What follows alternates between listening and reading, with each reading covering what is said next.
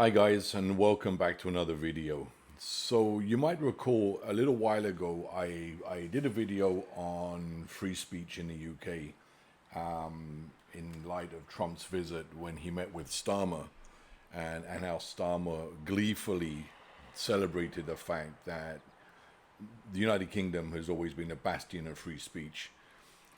Despite a lot of what's been going on, he had literally the brass neck to sit in front of Trump and say how free speech is strong and protected and vibrant in the United Kingdom. And, there's been some comments and some observations by White House, by J.D. Vance, and by Trump himself, and voicing some concerns about the state of affairs in light of people such as Lucy Connolly and others who are now facing prosecution, have faced prosecution, and are currently, serving prison sentences. But I think it's come to a head now with the release of the United States Department of State's study overview of human rights around the world. And they released their report, their 2024 report, where they cover all aspects of human rights in different countries. And generally, looking at some previous years' reports on the UK, there was nothing. Everything was fine. There were no concerns, no issues. But this one, it is painting a somewhat different picture. And I think really what's interesting in this is that it's showing that despite Starmer and others in his cabinet, statements and declarations, people are not being fooled. People in the White House, in the US administration, are not being fooled. So the 2024 Department of State Human Rights Report is pretty damning. And so I'll just read a couple of the sources online. So the first one is from, surprisingly, the BBC. A report produced by the Trump administration says the human rights situation in the UK has worsened over the past year. The annual report, which looks at global human rights, specifically pointed to what it said were restrictions on freedom of expression and threats of violence motivated by anti-Semitism in Britain. This criticism echoes comments previously made by members of the US president's senior team, including Vice President Vance.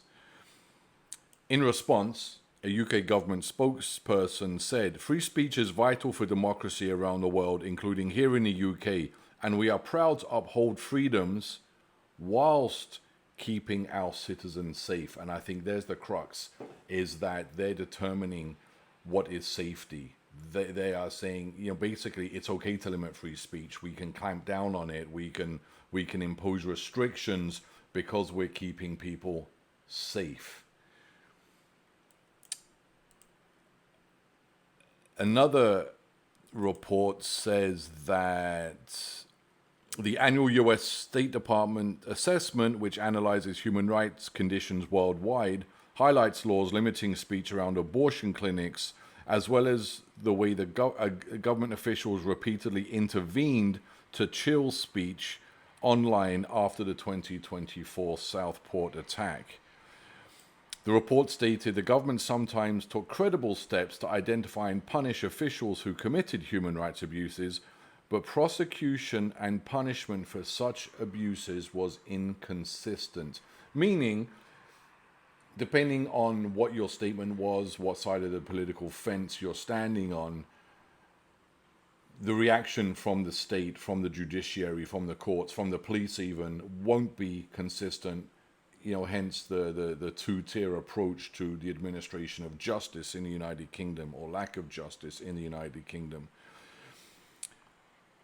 So it's very clear that the US is concerned, and this goes into the Online Harm Act and the concerns about what does this mean for, primarily for US citizens.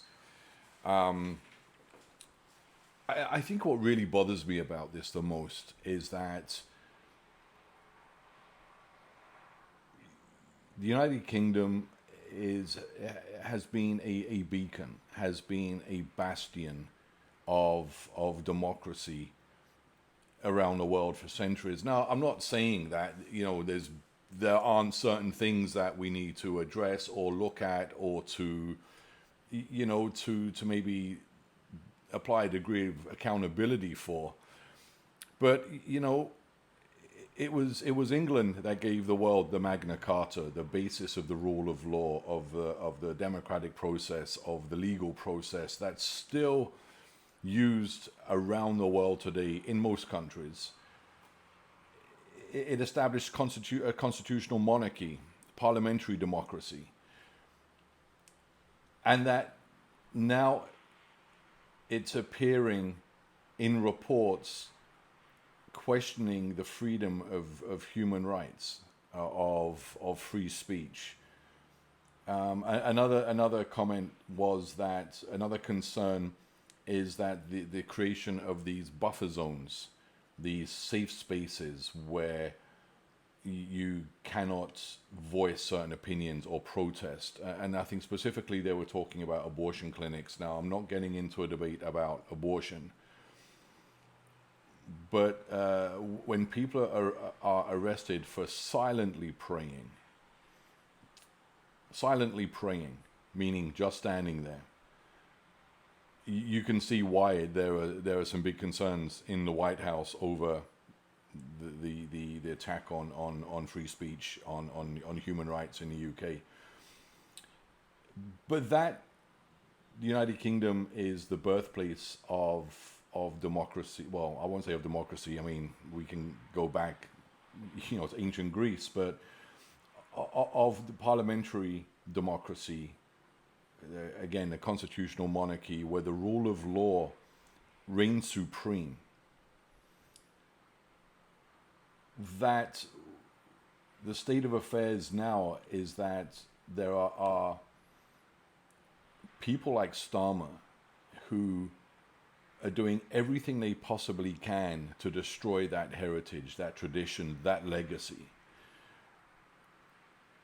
It's clear to me that, you know, and I'm you know, bringing in some thoughts about Canada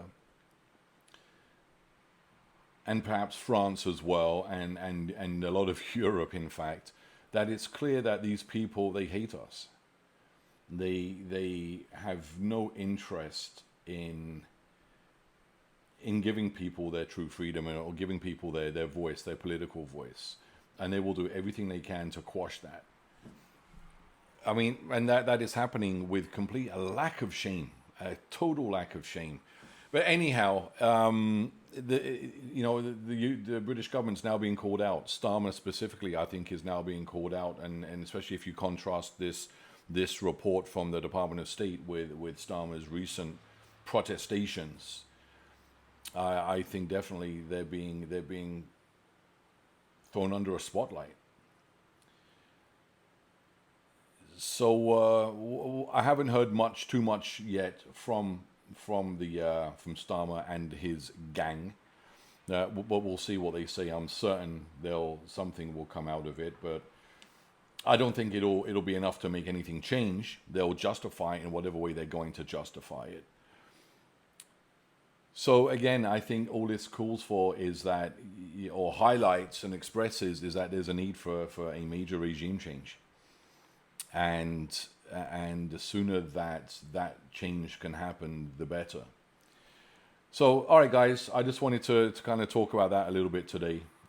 Disappointing, to say the least. And let me know your thoughts. You know, have you seen this? Have you read through the report?